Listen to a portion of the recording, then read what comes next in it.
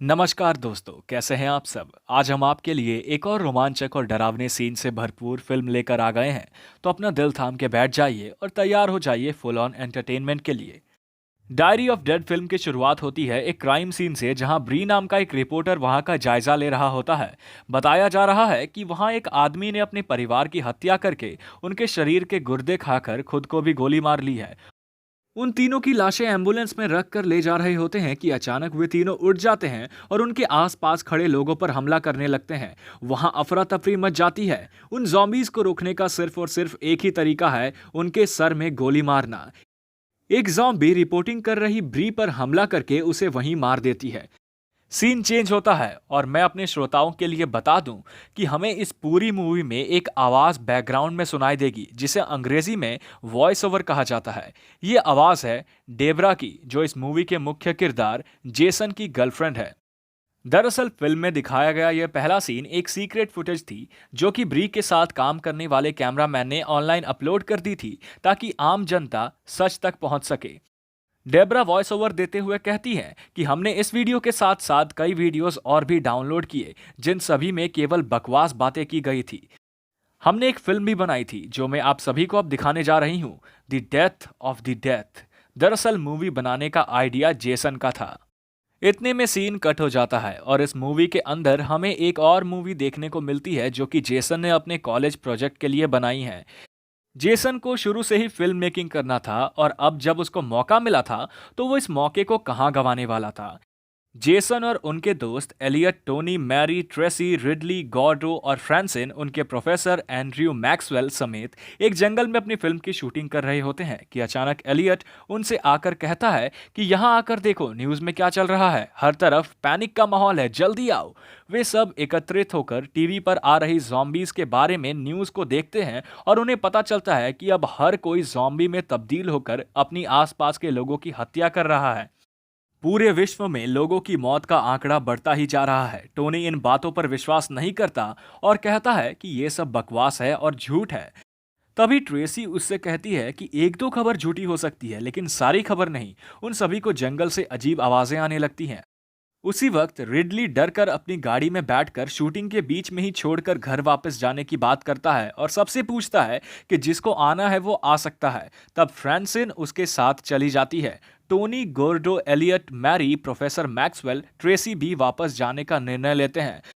तब जेसन मान जाता है और उनसे वैन में रुकने को कहता है। तब तक वो डेबरा को लेने डोर्म में जाता है। डोर्म में अकेली डेबरा भी टीवी की न्यूज़ देखकर बेहद सदमी हुई है। जैसे ही जेसन वहां पहुंचता है, डेबरा उसे बताती है कि उसे घर जाना है और अपने परिवार से मिलना है, जिनका कोई अता पता नहीं है, क्योंकि डेबरा उन्हें फ़ोन मिला मिलाकर थक गई, लेकिन एक बार भी फ़ोन नहीं लगा। मूवी में आगे बढ़ते हुए सभी दोस्तों, साथ ही साथ प्रोफेसर को वैन में बैठकर डेबरा के घर जाते दिखाया जाता है, लेकिन उनके रास्ते में जॉम्बीज उन पर हमला कर देते हैं। वैन को मैरी चला रही होती है। ना चाहते हुए भी उसे वैन उन जॉम्बीज के ऊपर चढ़ाकर निकालनी होती है।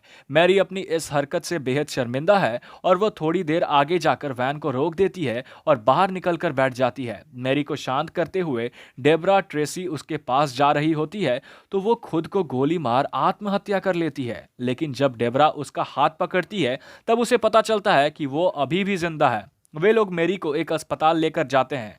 यह सब जेसन अपने कैमरे से शूट कर रहा होता है। वे अस्पताल पहुंचते हैं, लेकिन वहां कोई भी नहीं है। पूरा अस्पताल सुनसान पड़ा है।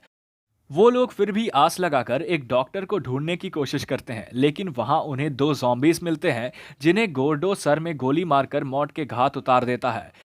इतनी देर में मैरी भी जॉम्बी में तब्दील हो जाते हैं, जिसका अंत प्रोफेसर मैक्सवेल करते हैं। अपने दो दोस्त को अपने सामने ही मरते हुए देख वो बहुत ही ज्यादा घबरा जाते हैं और वहां से भागने और निकलने की कोशिश करते हैं। इतने में ही एक जॉम्बी आकर जेसन को हाथ पर काट लेता है। उस जॉम्बी को भी मैक्सवेल मार देता है, लेकिन गोर्डो की मौत भी हो जाती है। अगली सुबह एलियट, ट्रेसी, टोनी, डेबर, मैक्सवेल और जेसन मैरी और गोर्डो की लाश को दफना देते हैं। फिल्म में आगे दिखाया जाता है कि वो सभी सदस्य जिस वैन में सफर कर रहे होते हैं, वो वैन ही खराब हो जाती है, लेकिन वे लोग उस वैन को धक्का देते देते एक बांध के नजदीक लेकर आते हैं, जहां उन्हें एक बूढ़ा आदमी बोडी मिलता है।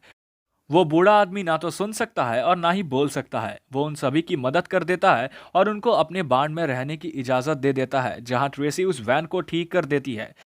लेकिन वे लोग जैसे ही बॉडी के बांध से बाहर निकल रहे होते हैं, जॉम्बीज उन पर हमला कर देते हैं। वे लोग भी पूरी हिम्मत दिखाकर लड़ते हैं, लेकिन उस लड़ाई में बॉडी की मृत्यु हो जाती है।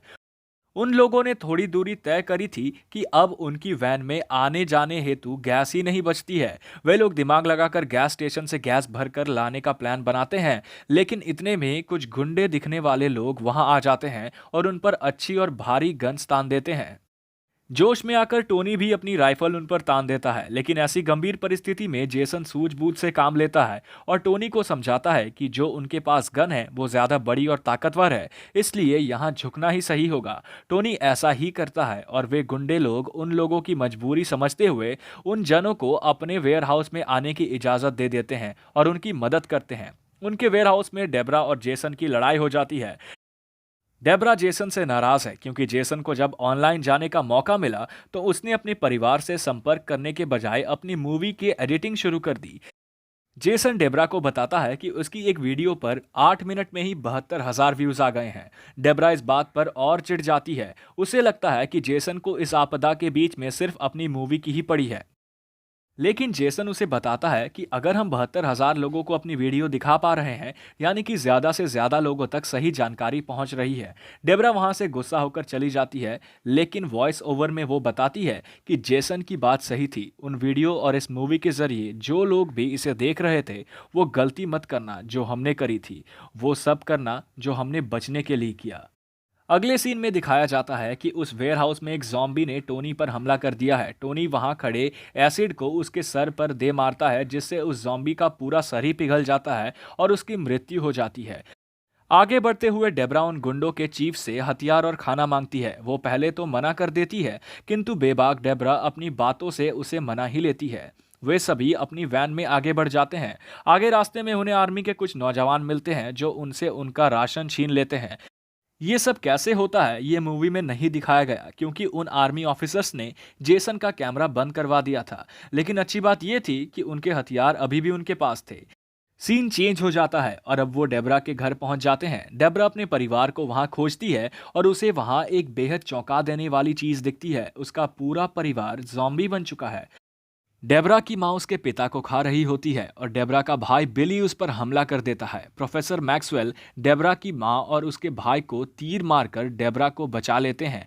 मैक्सवेल उनसे कहता है कि अब यहाँ रहना ठीक नहीं।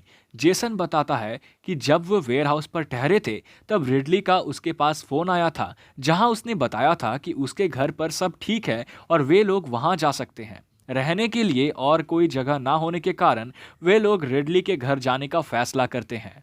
वो लोग रिडली के आलीशान घर, जिसको एक महल भी कहा जा सकता है, उसे देखकर हक्के बक्के रह जाते हैं। वे लोग अंदर घुसते हैं लेकिन वहां कोई भी नहीं होता है। तभी अचानक एक दरवाजा खुलता है और रिडली बाहर आकर कूद पड़ता है और सबको डरा हुआ देखता है, किंतु ये सिर्फ एक मजाक था। डरने जैसी कोई बात नहीं है। रिडली सबसे और सब रिडली से मिलकर बेहद खुश हैं। रिडली सबको पूरे घर में कुछ भी इस्तेमाल करने की खुली छूट देता है। साथ ही साथ वो सबको एक सीक्रेट रूम के बारे में बताता है, जिसका यदि दरवाजा बंद हो तो किसी को पता ही नहीं चल सकता कि वहां कोई दरवाजा भी है। और उस कमरे के अंदर मॉनिटर्स भी लगे हैं, जिनकी मदद से आप पूरे घर पर नजर रख सकते हैं। अब आगे जेसन और ट्रेसी वैन से कुछ सामान लेने गए हैं। एलियट एक हॉट बाथ लेने के लिए रिडली के आलीशान घर के एक कमरे में गया है और प्रोफेसर हॉल में ही बैठे हैं। डेबरा और टोनी रिडली का वीडियो शूट कर रहे होते हैं, लेकिन रिडली कुछ अजीब बर्ताव कर रहा है। डेबरा उससे पूछती है कि फ्रांसिन कहाँ है। तब रिडली बताता है कि फ्रांसिन समेत उसका पूरा परिवार ज़ॉम्बी बन गया था, जिसे रिडली ने दफना दिया। डेबरा उससे सवाल करती है कि कहाँ दफनाया। तब रिडली नशे की हालत में उन्हें बताता है कि उसने सबको स्विमिंग पूल में डुबा कर रखा है। डेबरा और टोनी डर जाते हैं, क्योंकि एक ज़ॉम्बी को मारने का एक ही तरीका है, सर पर गोली मारना। लेकिन यहाँ तो पूरा स्विमिंग पूल ज़ॉम्बी से भरा पड़ा है। इस बीच रिडली उनकी आंखों से ओझल हो जाता है। टोनी डेबरा को बताती है कि उसने रिडली के हाथ पर खून देखा था, तो हो सकता है कि रिडली भी ज़ॉम्बी में बदल जाए। और जी हाँ, ऐसा ही होता है। ज़ॉम्बी बना रिडली अब ट्रेसी के पीछे पड़ जाता है।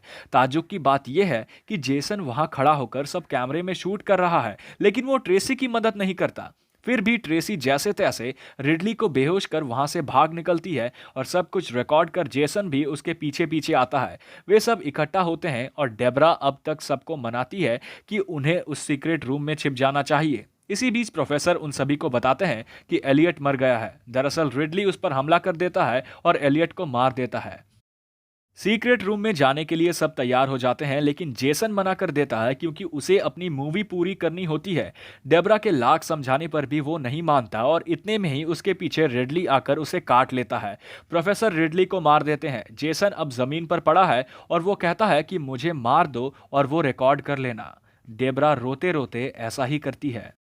फिल्म में इसके बाद जेसन की एक वीडियो दिखाते हैं जिसमें जेसन ऑडियंस यानी कि हम सभी को संबोधित करते हुए कुछ बातें कहता है, जिसमें से सबसे महत्वपूर्ण बात यह थी कि मुझे एक चांस दिया गया है सारी घटनाओं को अपने कैमरे से रिकॉर्ड कर आप सबको सामने पेश करने का। मैं आप सबको बताना चाहता हूं कि इसमें कोई दिखावा या झूठ नहीं होगा और इस मौके को मैं हाथ से नहीं गंवाऊंगा तथा अपना पूरा जोर लगा दूंगा। जिसके बाद जिंदा बचे लोग सीक्रेट रूम में जा छिपते हैं। डेबरा कहती है कि जेसन की मूवी को पूरा मैं करूंगी। हम मूवी के अंत में पहुंच गए हैं जहां डेबरा का वॉइस ओवर सुनाई दे रहा है और एक वीडियो हमें दिख रही है जो जेसन ने मरने से पहले डाउनलोड करी थी। उस वीडियो में दो लोग कुछ जॉम्बीज को पेड़ से बांधकर उनका शिकार कर रहे हैं और हंस रहे हैं। और तो और शर्मनाक तो ये बात थी कि उन्होंने एक महिला जॉम्बी को उसके बालों की मदद से लटकाया हुआ है। उनमें से एक अपनी 12 गैज वाली बंदूक से उस महिला जॉम्बी के गले पर वार करता है, जिससे उसका सर ऊपर ही लटका रह जाता है और उसका धड़ जमीन पर गिर पड़ता है, लेकिन वो जॉम्बी अभी भी जिंदा है।